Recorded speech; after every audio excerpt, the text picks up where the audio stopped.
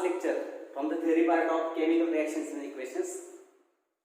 As we have started this chapter 2 days before. हा जो काही चॅप्टर आपण सुरू केला होता एक 8-10 दिवसांपूर्वी, आज आपलं जवळजवळ त्याचा फायनल लेक्चर आहे. तर today we will see what is mean by corrosion. Corrosion म्हणजे काय थोडक्यात की मेटलची झीज होते. कुठल्या मेटलची काय होते सांगा, झीज होते. हवेतलं ऑक्सिजन बरोबर मेटलची रिएक्शन होते, त्याचं ऑक्सिडेशन होतं आणि मेटलचं ऑक्साईड तयार होतं मेटलच्या सरफेसवर. आणि मेटलचे जे ऑक्साईड असतं ना, it is quite weaker than that of the काय सांगा मेटल. मेटलपेक्षा ते थोडंसं कसं असतं, वीक असतं.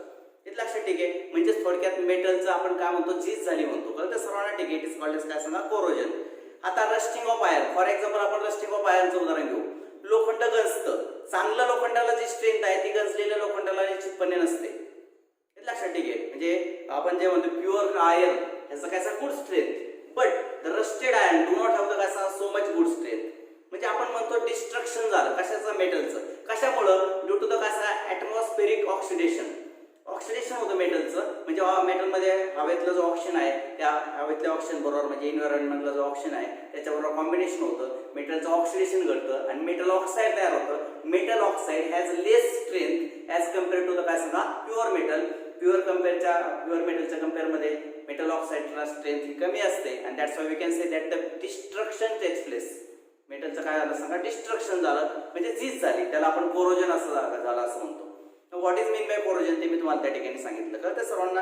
आता आपण we are going to see the काय सांगा एक्झाम्पल ऑफ काय सांगा corrosion of iron, that is rusting of iron. We are going to see in detail.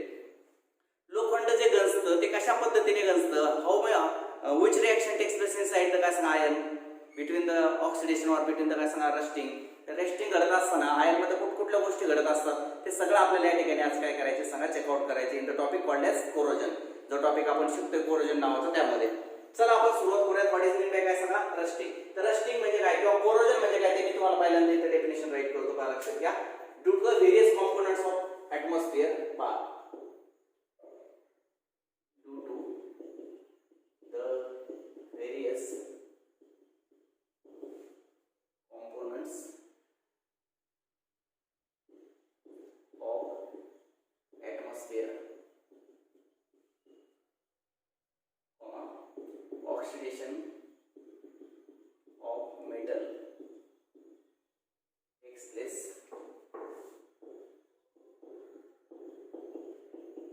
and consequently resulting in their damage is called as त्याला काय म्हणतात सांगा corrosion of metal. Is called as काय सांगा corrosion of that metal. त्याला काय म्हणतात सांगा कोरोजन. किंवा आपण असं पण डेफिनेशन लिहू शकतो. बालक्षा we can also write like this one or the destructive attack. नको असलेला the destructive attack on surface of metal by chemical reactions with environment. ठीक है, पाहता लक्षात. What is the corrosion? Corrosion is the काय सांगतो to the various components of atmosphere. वातावरणातले वेगवेगळे घटक त्यांच्यामुळे oxidation of metal takes place. काय घडतं, वेगवेगळ्या घटकांमुळे मेटलचं काय होतं ऑक्सिडेशन घडतं.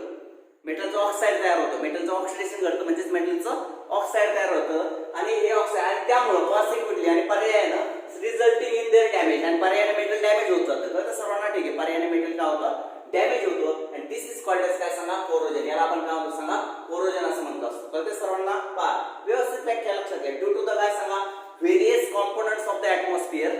Due to the various components of the atmosphere oxidation of the metal takes place.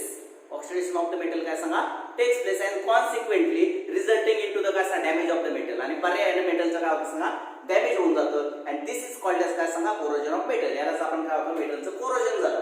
Example तुमच्या समोर आहे रस्टिंग ऑफ आयर्न. कळते सर्वांना रस्टिंग ऑफ आयर्न होतं की नाही. ठीक आहे. लोखंड गंजतं. It is a corrosion. It is one type of the काय सांगा कोरोजन. तर ते सर्वांना ठीक आहे. मग आता किंवा आपण म्हणतो द डिस्ट्रक्टिव्ह अटॅक. नको असणारा अशा प्रकारचा जो अटॅक होतो डिस्ट्रक्टिव्ह झीज करणारा attack on surface of metal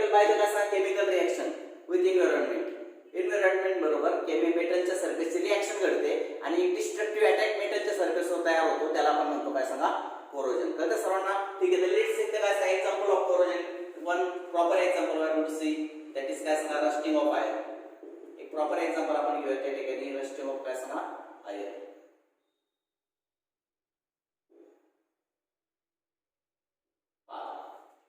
rusting of iron कसं होतं? रस्टिंग ऑफ आयर्न इज काय सांगा electrochemical process. It is not a simple process.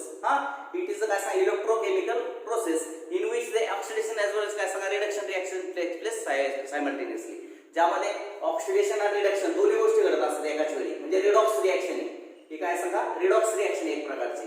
हे लक्षात घ्या. What is the rusting of iron? Rusting of iron is the electrochemical process in which the redox reaction takes place. ज्याच्यामध्ये काय घडते redox reaction घडते. आणि we are going to see how the redox reaction in the काय सांगा rusting of iron takes place. आता आयर्नच्या rusting मध्ये कसे रिडॉक्स रिएक्शन घडते ते आपण चेक आउट करूया आता. चालेल? चला पहा लक्षात घ्या. मग रस्टिंग ऑफ आयर्न इज काय सांगा इलेक्ट्रोकेमिकल प्रोसेस. लक्षात घ्या. मग आता मी एक साधा एक मेटलचं सरफेस घेतो. पहा लक्षात घ्या. We are going to see the काय सांगा सरफेस ऑफ मेटल. एकदम सोपी कन्सेप्ट आहे. या ठिकाणी हा आयर्नचा सरफेस असं बोलतो. एरिडचा काय सांगा सरफेस ऑफ आयर्न. लक्षात घ्या. ठीक आहे. एरिडचा surface of iron iron metal असले तो आयर्न मेटल. ठीक आहे. पहा when the iron metal comes in contact with. जेव्हा आयर्न मेटल काय होतं सांगा एखाद्या कॉन्टॅक्ट येतं. कशाच्या कॉन्टॅक्ट मध्ये येतं पहा लक्षात घ्या. वातावरणातल्या ऑक्सिजनच्या वातावरणातलं जे काही बाष्प असतं H2O मॉइस्ट एअर ज्याला म्हणतो. बरोबर. ठीक आहे. मग मॉइस्ट एअरच्या संपर्कात जेव्हा काय होतं सांगा आयर्नचं मेटल येतं. When iron metal comes in contact with काय सांगा moist that is H2O. Then oxidation of काय सांगा म्हणजे साधारणपणे दमट हवामानामध्ये ज्या वेळेला मेटल येतं त्यावेळेला काय होतं सांगा त्याचं रस्टिंग सुरू होतं. काय सुरू होतं सांगा रस्टिंग त्याचं सुरू होतं. कशा पद्धतीने रस्टिंग सुरू होतं ते आपल्याला चेक आउट करायचं आहे. राईट. ठीक आहे. We are going to see how the rusting of iron takes place. चला पहा लक्षात द्या. तर आयर्नच्या मेटल मधला एक पार्ट जो आहे ना तो कशाच काम करतो सांगा वन पार्ट ऍक्ट एज काय सांगा एनोड आणि अदर पार्ट ऍक्ट एज काय सांगा कॅथोड. कुठलाही एक भाग जो आतल्या पहा लोखंडाच्या कुठल्याही आतमधला एक जो पार्ट आहे तो कशाचं काम करतो सांगा एनोडचं काम करतो. आणि वन पार्ट ऍक्ट एज काय सांगा कॅथोड. लक्षात येते सर्वांच्या. One part act as anode one part act as काय सांगा कॅथोड. एनोडला नेमकं काय होतं पहा एनोडला नेहमी ऑक्सिडेशन घडत असतं. ऑक्सिडेशन एनोडला काय घडतं सांगा ऑक्सिडेशन आणि कॅथोडला काय घडतं सांगा रिडक्शन.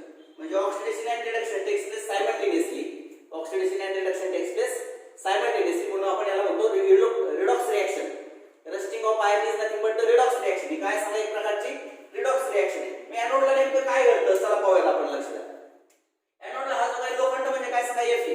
पहा आयर्न सॉल्ट काय सांगा Fe फेरस जे आहे मला लक्षात घ्या. It loses 2 electrons. काय करता सांगा 2 इलेक्ट्रॉन ते लूज करतात आणि इट कन्वर्ट्स इनटू काय Fe plus plus plus 2 electrons. And whenever there is loss of electron जेव्हा जेव्हा लॉस ऑफ इलेक्ट्रॉन होतो तेव्हा आपण म्हणतो काय झालं सांगा त्या ठिकाणी ऑक्सिडेशन झालं. कारण आपण डेफिनेशन पाहिली आहे oxidation means what and reduction means what? The loss of electron is called as oxidation and gain of electron is called as reduction. Loss of electron कळतं सर्वांना it is called as oxidation. म्हणजे लोखंडाचं काय आलं म्हणजे फेरसचं काय आलं some atoms of the काय सांगा iron gets oxidized means loss of electron takes place.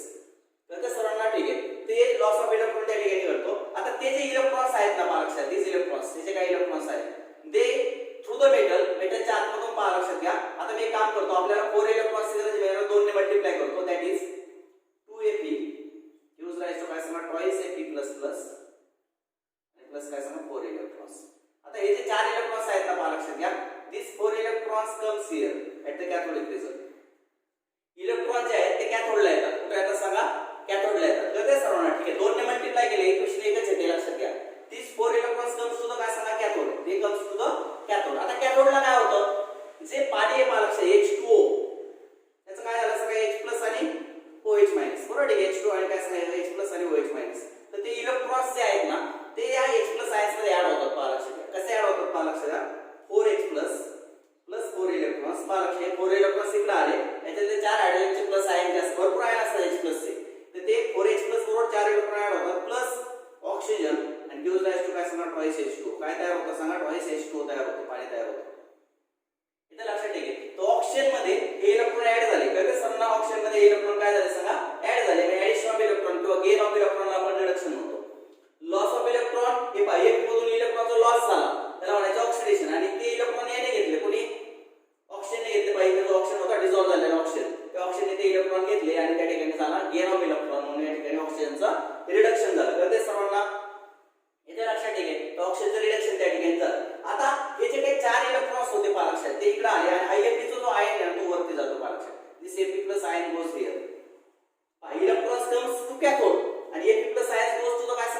Surface. नीट लक्षात घ्या, एनोडला काय झालं होतं, फेरस नावाचं जे मेटल होतं त्याचं रूपांतर आयन मध्ये इलेक्ट्रॉन मध्ये झालं. तर electron comes to cathode. Electron कुठे आले, कॅथोड गेला आणि त्या ऑक्सिजन मध्ये गेन झालं, पाणी तयार झालं. कळते सर्वांना, इलेक्ट्रॉन कम्स टू काय सांगा, कॅथोड. आणि Fe+ ion goes to the काय सांगा, surface of metal. Fe+ ion कुठे गेले, मेटलच्या सरफेस कडे गेले. कळलं सर्वांना. आता मेटलच्या सरफेसला इथं काय सांगा, सगळं पाणी आहे. हे सगळे Fe च्या आयनचे इथे आले पहा, लक्षात घ्या, सगळे Fe पण. आणि या ठिकाणी काय सांगा, H2 वॉटर आहे. काय सांगा, वॉटर आहे सगळं. अरे पाण्याच्या संपर्कात आल्यावर रस्टिंग होतो ना मेटलचं किंवा लोखंडाचं. कळतं सर्वांना, वॉटर आहे. हे Fe+ आयन जे आहे, Fe++ नावाचे जे आहे ना, ते अगेन गेट ऑक्सिडाइज, त्याचा परत लॉस होतो इलेक्ट्रॉनचा आणि कन्वर्ट टू Fe+++ आणि प्लस काय सांगा इलेक्ट्रॉन, परत त्यांचं ऑक्सिडेशन घडतं. वर आल्यावर परत आणखी काय होतं सांगा, ते फर्दर गेट ऑक्सिडाइज. ऑक्सिडाइज म्हणजे काय, लॉस ऑफ इलेक्ट्रॉन. त्यांचा आणखी इलेक्ट्रॉन लॉस होतात आणि Fe3+, Fe काय सांगा, 3+ नावाच्या कंपाऊंड मध्ये ते काय होतं सांगा, कन्वर्ट होतात. इथे लक्षात, ठीक आहे. आणि Fe3+ नावाच्या कंपाऊंड मध्ये कन्वर्ट झाल्यानंतर मग मात्र आता आपल्याला काय करायचं सांगा, फायनल रिएक्शन त्या ठिकाणी राईट आउट करायची. कळते सर्वांना. पण ती Fe3+ आयन्स पहा, लक्षात घ्या कसं होणार आहे आता. आलं लक्षात घ्या, Fe3+ आयन्स आहेत ना, ते मी इथे लिहितो. Fe3+ आयन्स combines with काय सांगा, 4 molecules of H2O gives rise to काय सांगा, Fe2O3 आणि डॉट काय सांगा, H2O आणि प्लस 6H+ आयन्स. आणि हे जे आहे यालाच आपण रस्ट म्हणतो. काय म्हणतो सांगा, रस्ट.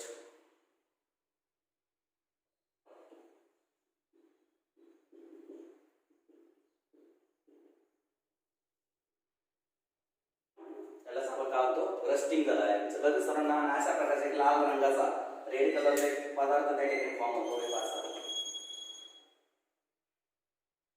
आणि इट इज कॉल्ड काय सांगा, रस्ट. हा पदार्थ कोणता असतो, हा पदार्थ त्या ठिकाणी असतो Fe2O3.H2. In this way rusting of ion काय सांगा, टेक्स प्लेस. काय काय घडतं नीट लक्षात घ्या, एकदम सोपी रिएक्शन आहे. इथे लक्षात, ठीक आहे. पहा मी या ठिकाणी लिहितो, rusting of ion, rusting of काय सांगा, ion is not a simple reaction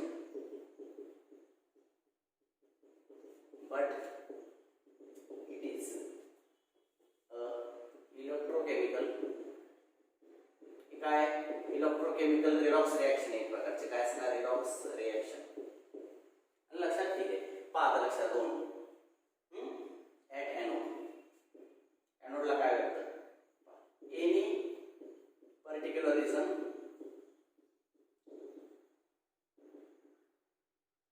inside the iron metal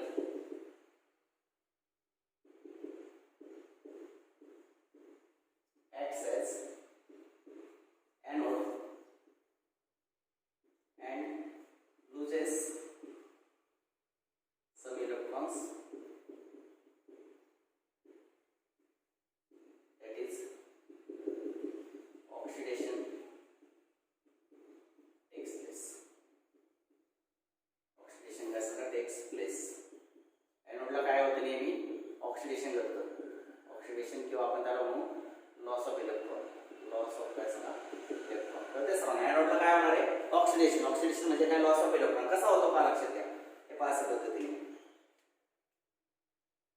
Fe gives rise to Fe++ आणि प्लस काय सांगा 2 इलेक्ट्रॉन्स. इथं आपण म्हणूयात काय सांगा, लॉस ऑफ इलेक्ट्रॉन म्हणजे ऑक्सिडेशन. सांगा त्या ठिकाणी ऑक्सिडेशन झालं. मी इथं हेडिंग देतो, 2 अंक 1 अंक काय सांगा, at anode. What happens at anode, कळलं सर्वांना. एनोडला काय होतं, लॉस ऑफ इलेक्ट्रॉन होतं. म्हणजे Feचं काय आलं, ऑक्सिडेशन झालं.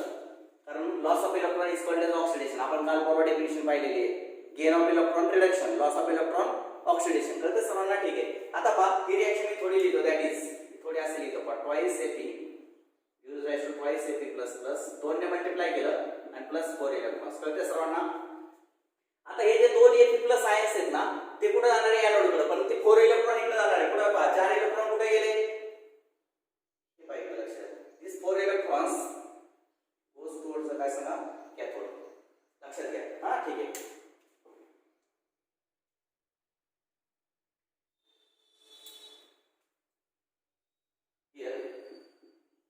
Fe++ ions goes towards surface and 4 electrons goes towards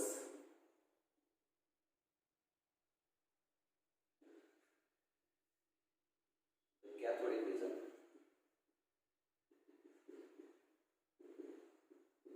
त्यातले एक प्लस प्लस आयन जे ते सरफेस कडे जातात आणि 4 इलेक्ट्रॉन जे ते कुठे जातात कॅथोड कडे जातात. तर सर्वांना एक प्लस प्लस आयन कुठे गेले सरफेसला आणि इलेक्ट्रॉन कुठे गेले कॅथोडला गेले. लक्षात आलं का सर्वांच्या? कसं झालं लक्षात आलं?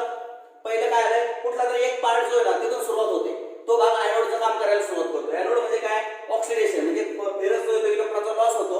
Ap प्लस प्लस आयन आणि इलेक्ट्रॉन तयार होतात. इलेक्ट्रॉन कुठे गेले कॅथोडला आणि Ap प्लस प्लस आयन कुठे गेले सरफेसला. कळालं सर्वांना? आता हे इलेक्ट्रॉन इकडे आल्यावर काय होणार पहा लक्ष द्या. हा ठीक आहे कॅथोडला काय होतं ते मी लिहितो इथे लक्ष द्या. ऍट काय सांगा कॅथोड ऍट कॅथोड रिडक्शन होणार आहे म्हणजे काय सांगा गेन ऑफ इलेक्ट्रॉन काय सांगा इलेक्ट्रॉन. कॅथोडला रिडक्शन म्हणजे काय सांगा गेन ऑफ इलेक्ट्रॉन होणार आहे. पहा कसं होणार आहे लक्ष द्या कॅथोडला. लक्ष द्या कॅथोडला कसं होतं की H2O पहा जे डिझॉल्व झालेलं वॉटर असतं की नाही बाष्प त्याचं रूपांतर कसं होतं H प्लस त्याचं रूपांतर कसं होणार H प्लस आणि काय सांगा OH मायनस मध्ये होतं. मग हे जे H प्लस आयन्स आहेत ना मग हे जे H प्लस आयन आहे 4H plus ion combines with काय सांगा ऑक्सिजन आणि काय सांगा 4 इलेक्ट्रॉन्स गेट्स ऍडेड. तिकडे जे 4 इलेक्ट्रॉन्स आले ना आपण एनोड कडून हे पहा हे जे 4 इलेक्ट्रॉन्स आले ना एनोड कडून लक्षात घ्या.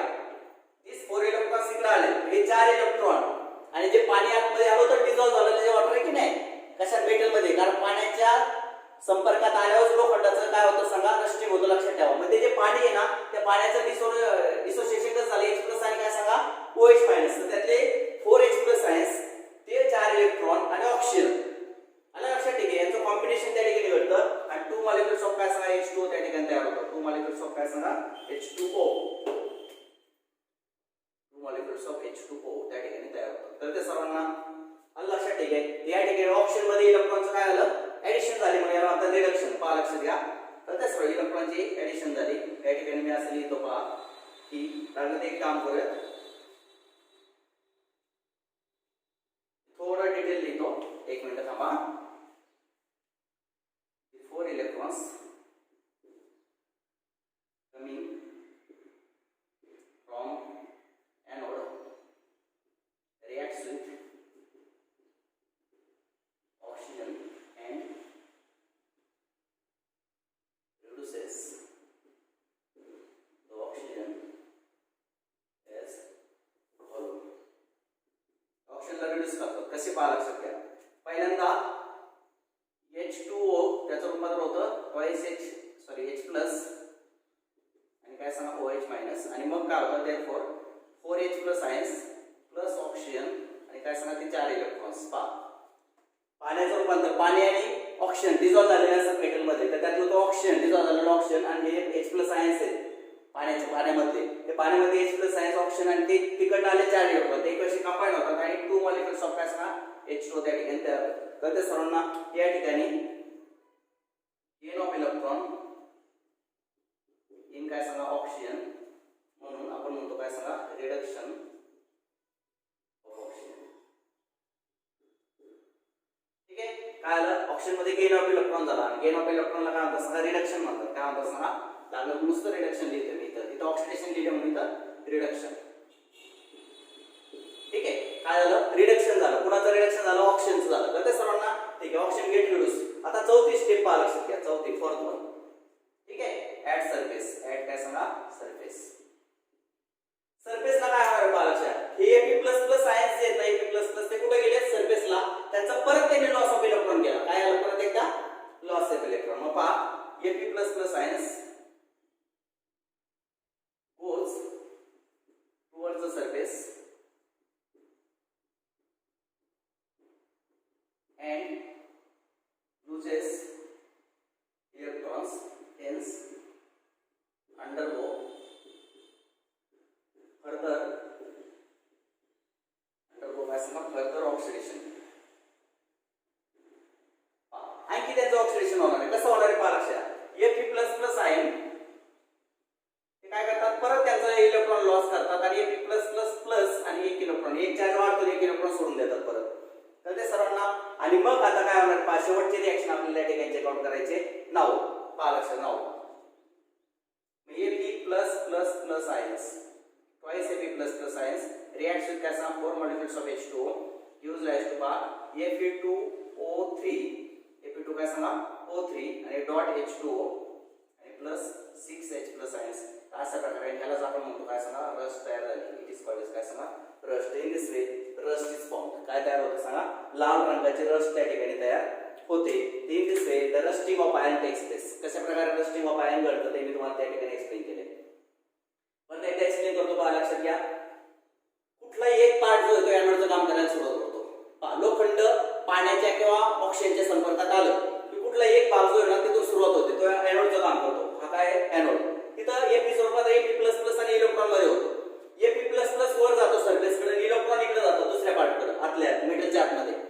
इलेक्ट्रॉन मेटल हा गुड कंडक्टर असल्यामुळे electron can move towards the another surface त्या सरफेसला काय होतं पहा ऑक्सिजन मध्ये ते इलेक्ट्रॉन ऍड होतात ऑक्सिजन मध्ये इलेक्ट्रॉन काय होतात सांगा ऍड होतात आणि काय तयार होतं सांगा H2 तयार होतं म्हणजे ही रिडक्शन झालं ऑक्सिजनचं आता इलेक्ट्रॉन इथे संपले आता Fe++ कुठे गेला सरफेसला दोन पार्ट झाले होते ना Fe++ आणि इलेक्ट्रॉन इकडे गेले ते संपले आणि Fe++ इकडे गेला Fe++ परत इलेक्ट्रॉन लॉस होतो त्याचा आणि Fe++ मध्ये कन्वर्जन होते पहा Fe++ आणि इलेक्ट्रॉन लॉस होतो आणि हे Fe++ आयन जे आहेत ना 3+ वाले ते काय करतात पाण्याबरोबर कंबाईन हे सगळं वॉटर आहे ना वॉटर मेटलच्या सरफेसला पाण्याबरोबर कंबाईन होतात आणि Fe2O3.H2O अशा प्रकारचे कंपाऊंड तयार होतो त्यालाच आपण रस्ट म्हणतो काय म्हणतो सांगा रस्ट त्यालाच आपण गंजलं म्हणतो गंज तयार होतो आणि रेड कलरची रस्ट त्या ठिकाणी तयार होते here it is a red colour rust आणि plus 6H plus ions develop होतात तर this particular product is called as काय सांगा रस्ट आणि in this way rusting of iron काय सांगा टेक्स प्लेस अशा प्रकारे आयर्नचं काय होतं रस्टिंग सुरू होतं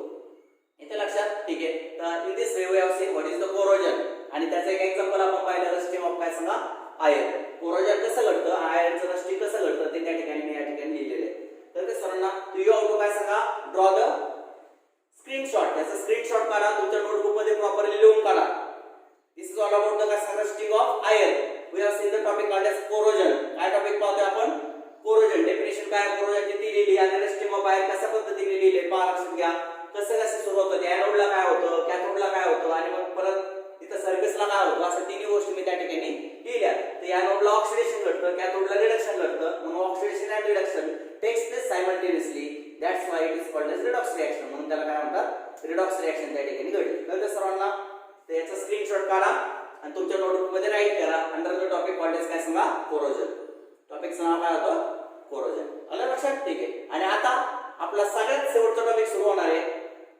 त्याचं नाव आहे रेन्सिडिटी बरोबर ठीक आहे 1-2 मिनिटाचा फक्त टॉपिक आहे म्हणजे आपला चॅप्टरचा थिअरी पार्ट संपला so we are going to see the topic called as rancidity now आपल्याला कोणता टॉपिक चेक आउट करायचा आहे रेन्सिडिटी तर तो टॉपिक आपण फायनली चेक आउट करायला चाललोय आता लेट्स से अबाउट द रेन्सिडिटी पहा लक्षात पडू याचा स्क्रीनशॉट सर्वांनी काढलाय ठीक आहे चला पहा नोटबुक मध्ये राईट करून टाका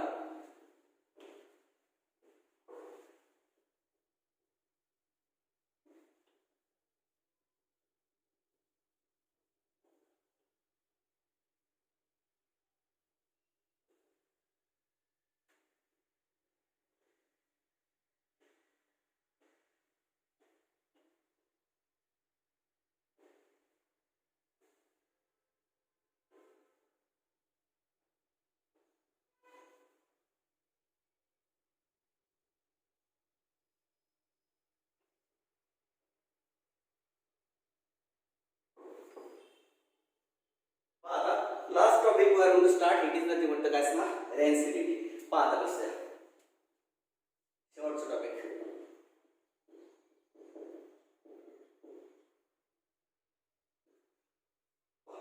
तुम्ही कधी पाहिलं असेल लेफ्ट ओव्हर ऑइल जे असतं आपल्या घरात जर आपण एखादं अन्न शिजवलं तर समजा तळलेलं तेल असेल आणि ते तेल जर खूप दिवसांसाठी ठेवलं तळलेलं तेल काय केलं सांगा खूप दिवसांसाठी जर ठेवलं तर लेफ्ट ओव्हर ऑइल किंवा oil kept for the long time जास्त काळासाठी ठेवलेलं ऑइल किंवा मग उरलेलं तेल तर सर्वांना ठीक आहे तर इट ह्याचं काय सांगा फाऊल ऑर्डर त्याचा एकदम असा वास यायला सुरू होते गाण्याला हे लक्षात ठेवा इट ह्याचं काय सांगा फाऊल ऑर्डर आणि आपण असं म्हणतो की it has very bad taste सुद्धा काय असते बॅड असते अगदी तुम्ही खोबरं जरी घेतलं तर खोबरं जर काय खूप दिवस जर राहिलं आपण म्हणतो खौट झालं खोबरं, तोंडात टाकलं खौट खोबरं जर असेल तर एकदम आपल्या तोंडात एकदम बॅड टेस्ट तयार होते. किंवा एखादा शेंगदाणा जरी खौट असेल, कारण शेंगदाण्यामध्ये सुद्धा तेल असतं, ते एखादा खौट शेंगदाणा आपण जर काय केलं सगळा आपण जर खाल्ला चुकून तर त्या ठिकाणी काय होतं एकदम बॅड टेस्ट त्या ठिकाणी तयार होते.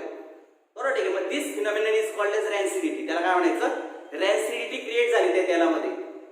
हे लक्षात, ठीक आहे. म्हणजे खोबऱ्यामध्ये होऊ शकते, तेलामध्ये होऊ शकते, शेंगदाण्यामध्ये होऊ शकते, ज्या ज्या गोष्टींमध्ये तेल आहे. आणि if that oil is kept for the long time, if the oil is kept for long time, तर सर्वांना ठीक आहे, तेल और kept left over oil, if oil is kept for a long time or leftover oil is used, then the food has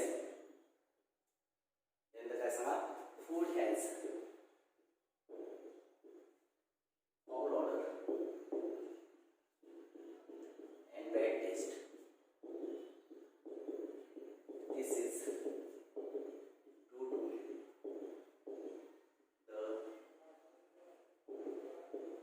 to the air oxidation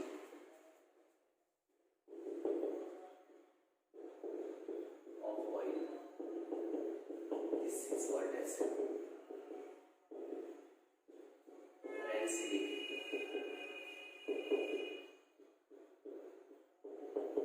काय सांगितलं मी, इथं oil is kept for काय सांग लॉंग टाइम. जर एखादं तेल तुम्ही फार काळासाठी ठेवलं और केप्ट लेफ्ट ओव्हर ऑइल किंवा उरलेलं तेल ते जर वापरलं कशामध्ये, देन द फूड हॅज, अन्नामध्ये जर वापरलं, then the food has foul order.